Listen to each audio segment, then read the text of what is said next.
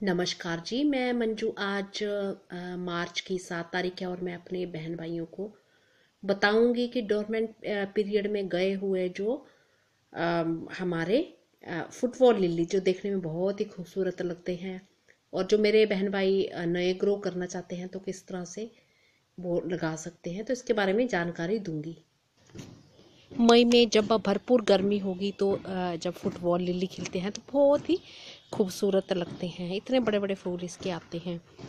तो आज मैं पूरी शुरू से जानकारी नहीं दूंगी। मैंने इस पे वीडियो नंबर 410 भी बनाया हुआ है और आप वीडियो नंबर 727 देख सकते हैं। उसमें मैंने पूरी जानकारी दी हुई है इसके बारे में।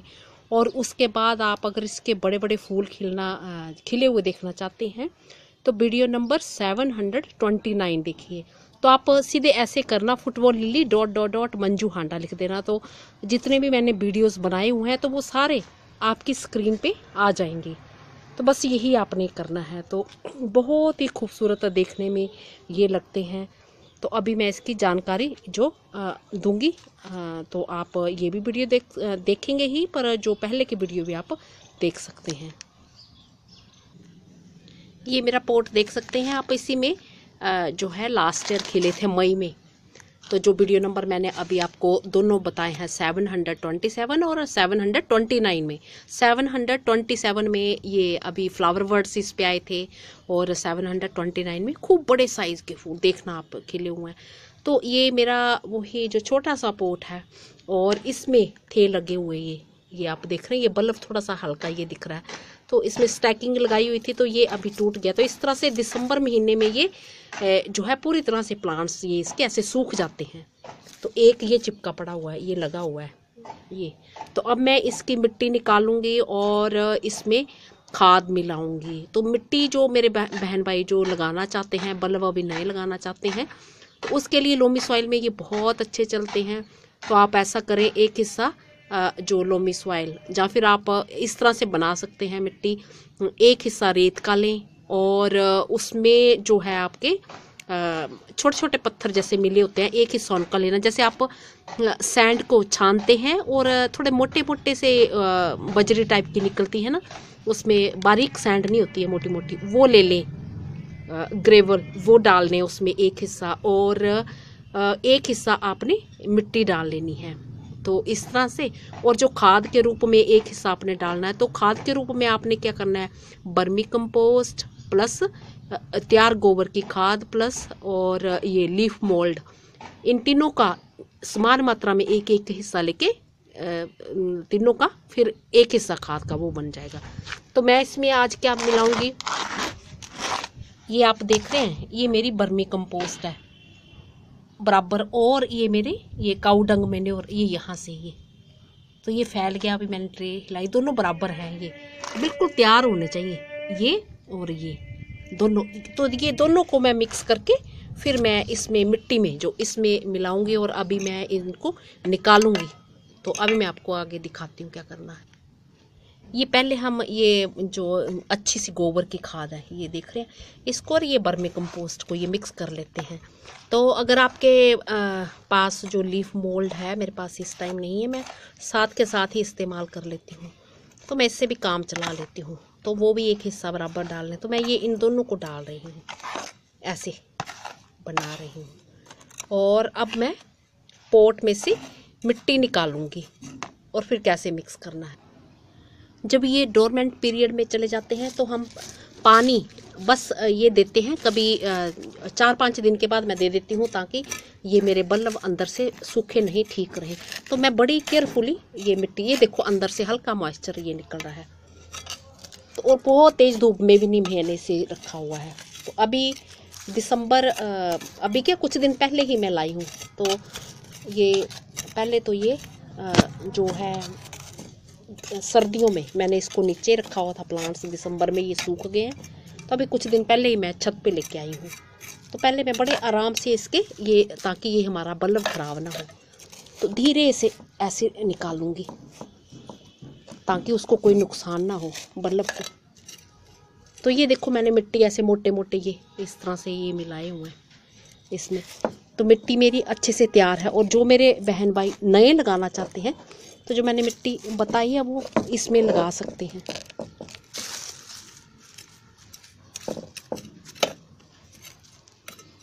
ये हमारा बल्ब दिख रहा है, बस ये खराब ना हो।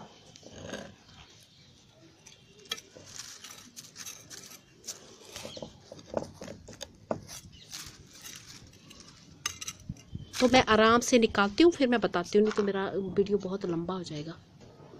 मैंने ये पोट को ऐसा उल्टा करके ये धीरे धीरे ऐसे ऐसे मिट्टी निकाली है, ताकि मेरे ये बल्ब ये ख़राब ना हो। इस तरह से ये देख रहे हैं आप, ऐसे बस ऐसे इस तरह से। तो अब मैं धीरे से इनको ऐसे निकाल लूँगी। तो ये देख लिया, अब आप मैं निकालती हूँ। मैंने ये पोट में से मिट्टी निकाल ली और ये कपड़ा दिख रहा है, तो नीचे का ड्रेनेज सिस्टम इसका ठीक है, और ये जड़ें इसकी बहुत नीचे तक नहीं जाती हैं। तो मैं बस ये थोड़ी सी मिट्टी जरा सी जहाँ पे मैंने ड्रेनेज होल किया हुआ, तो मैं वो रहने दूँगी। अब जो ये बाकी मिट्टी है, अगर आप पूरी निकालना चाहते हैं, नीचे ड्रेनेज होल दोबारा देना चाहते हैं, तो मैं तो काम से बच रही हूँ, क्योंकि वो ठीक है, मुझे इसकी निकालने की इसलिए ज़रूरत नहीं है।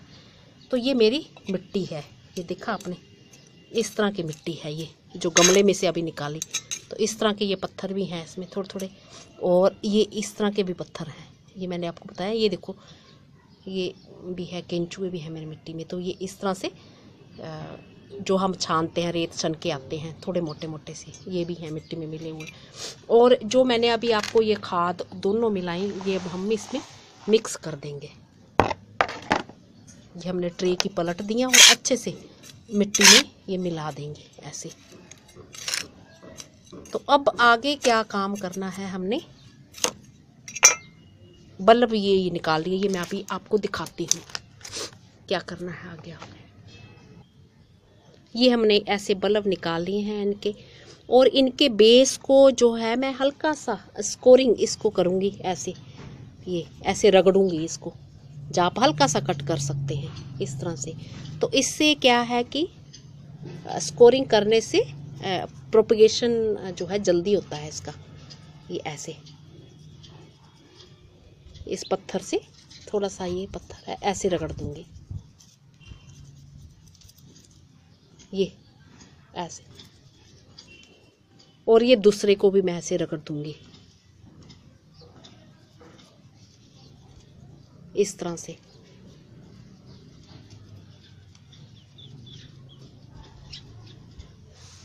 और हमें ज़्यादा गहरे से नहीं लगाना है, ये हिस्सा जो है थोड़ा सा ऊपर दिखना चाहिए। तो अब मैं जो मिट्टी मैंने ये मिक्स कर ली है, मैं ये पोट में भर लेती हूँ, फिर मैं आपको बाद में बताती हूँ कि क्या करना है, हमने किस तरह से लगाने हैं।